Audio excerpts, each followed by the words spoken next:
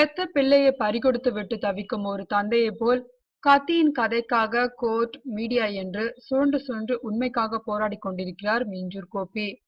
AR Murugadoss என்கிற தூண்டிலில் மாட்டாத திங்களத்திற்கு இருக்கும் அதே ஆதரவு திரையுலகில் மீஞ்சூர் கோபிக்கு இருக்கிறதா என்கிற கேள்விக்கு அவரே பதிலளித்திருக்கிறார். நான் சினிமா உலகில யாரையும் துணைக்கு கூப்பிடல, கூப்பிடவும் மாட்டேன். மீறி வந்தாலும் அவர்களை நான் அடையாளப்படுத்த முன்வர மாட்டேன். திரையுலகத்தைச் சேர்ந்த எத்தனையோ பேர் எனக்கு போன் பண்றாங்க.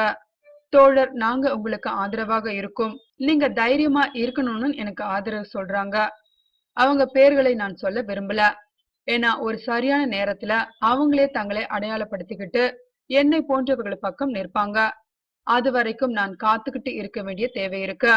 AR முருகதாஸ் தரப்புல இருந்து யாரும் என்ன மிரட்டல. ஆனா தொந்தரவு பண்ற மாதிரி நிறைய போன்கள் வந்துச்சு.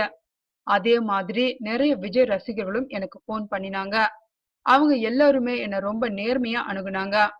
அவங்க பேசும்போது அவங்க கிட்ட ஒரு நேர்மை இருந்துச்சு. இது உங்களோட கதைன்னு கேட்பாங்க. அதுக்கு நான் உரிய பதில சொல்வேன். அவங்க அதுக்குரிய மரியாதையோடு பேசுவாங்க. என்கிட்ட விஜய் ரசிகர்கள் ரொம்ப அன்பாகவும் நேர்மையாகவும் தான் நடந்துகிட்டாங்க என்றார் கோபி.